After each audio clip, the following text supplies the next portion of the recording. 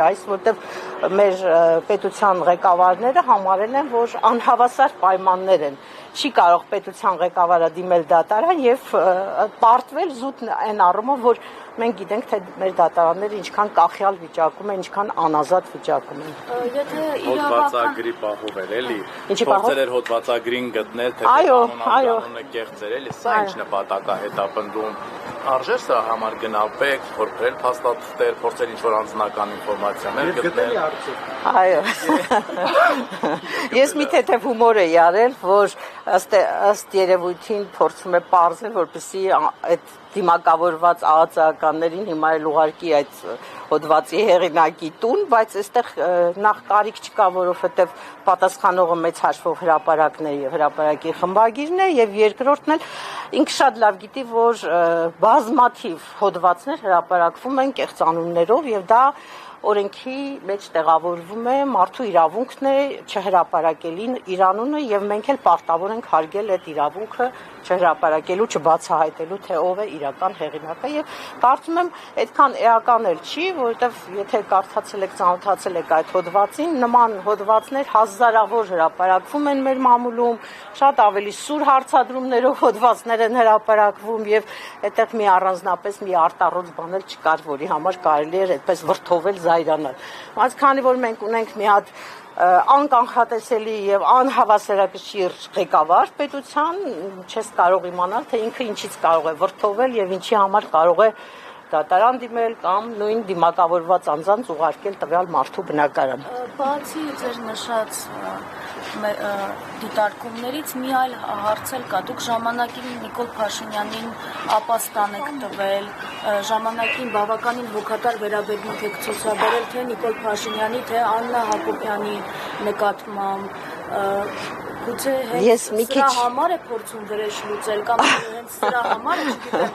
Ես ճիշտ ասած մի քիչ չեմ սիրում այդ թեմային անդրադառնալ, որովհետև դա ոնց որ ասած նախկին կյանքում է եղել, իսկ գիտեք, որ ինքը մինչև 2018 թվականը իր կյանքը, իր հիշողությունը կարծես թե ջնջել է, չի հիշում ոչ իր նախկին ընկերներին, ոչ իր նախկին շփումները, նորմալ է, ես դրա մեջ ոչ մի բան չեմ տեսնում։ Ուղղակի հիմա ինքը ինչ է անում, ինքը հերքում է պահանջում եւ 1 միլիոն դրամի բարոյական վնասի փոխհատուցում է պահանջում, բայց այնքան բարոյական աջակցություն, ինչքան հրապարակ իրեն ցույց է տվել մինչև իր իշխանության գալը, թեկուզ է 10 տարում, 2008-ին ստեղծվել է մեր թերթը, մենք մինչև 2018 թվականը հիմնավորապես ամեն իր քայլը, ամեն ինչը լուսաբանել ենք եւ ես դա համարում եմ, որ լուրջ բարոյական աջակցություն է եղել, որի շնորհիվ էլ նաեւ որի շնորհիվ ինքը եկել է իշխանության։ Եթե այդ բարոյական աջակցությունը հիմա վերածենք միլիոնների, հավատացեք, որ 1 միլիոն դրամ չէր լինի, այլ բազմաթիվ միլիոնների մասին կարող էինք խոսել եւ հետո գիտեք նաեւ ես մի տեսակ երևի չարժի նույնիսկ զարմանալ, որովհետեւ այնքան միլիոնների, միլիարդների վնաս, ինչքան իր գործունեությունը, իր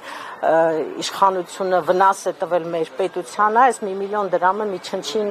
բան է, գումար է, էլի, այդպես մի մեծ բան չէ, դրա մասին չի խոսքը։ Դե գիտեք, ես չէի ասի մեր մեղքը, որովհետև մեր գործը մենք միշտ արել ենք եւ անում ենք եւ անելու ենք, բոլոր իշխանությունների օրոք ընդդիմությանը աջակցել ենք, լուսաբանել ենք, ամեն ինչով նպաստել ենք, որովհետև մենք միշտ համարել ենք, որ երկիրը լավ երկիր է, եթե կա ուժեղ ընդդիմություն։ Ընդդիմությանը պետք է միշտ այո օգնել եւ հետո չես կարող իմանալ, թե այդ ընդդիմությունից ինչպիսի իշխանություն կստացվի, չէ՞։ Մենք այդքան պատասխանատու չենք իր 18-ից հետո վարքագծի համար։ Հա, ինչ ենք անում 18-ից հետո էլ ենք, չէ՞, փորձում ենք օգնել, աջակցել, խորհուրդ տալ, սխալները, վրիպումները մատնացույց անել, դա էլ է, չէ՞, մեծ աջակցություն, բայց փաստորեն պարզվեց, որ մարդը, որը խմբագիր է եղել, չի գիտակցում մամուլի դերն ու նշանակությունը մեր կյանքում։ Տիկին Օհանյան, թե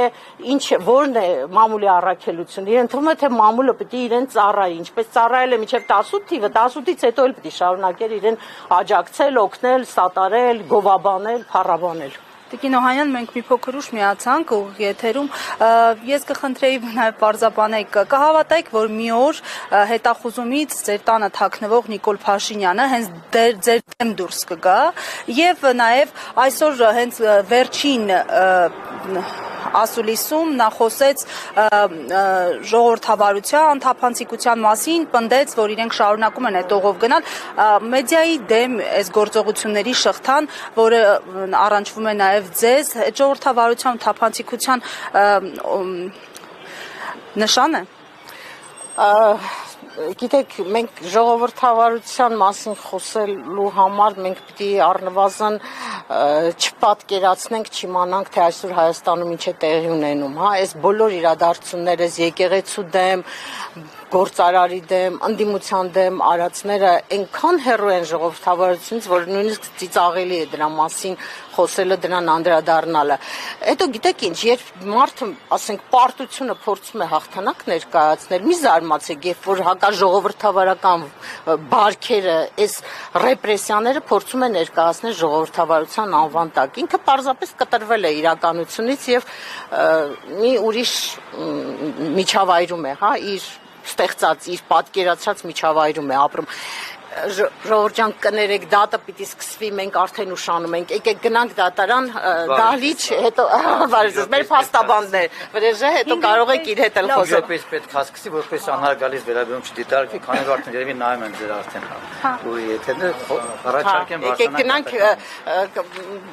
մենք միջնորդելու ենք, որ լուսաբանվի նիստը, կարող եք այնտեղ լայվով բանով շարունակել։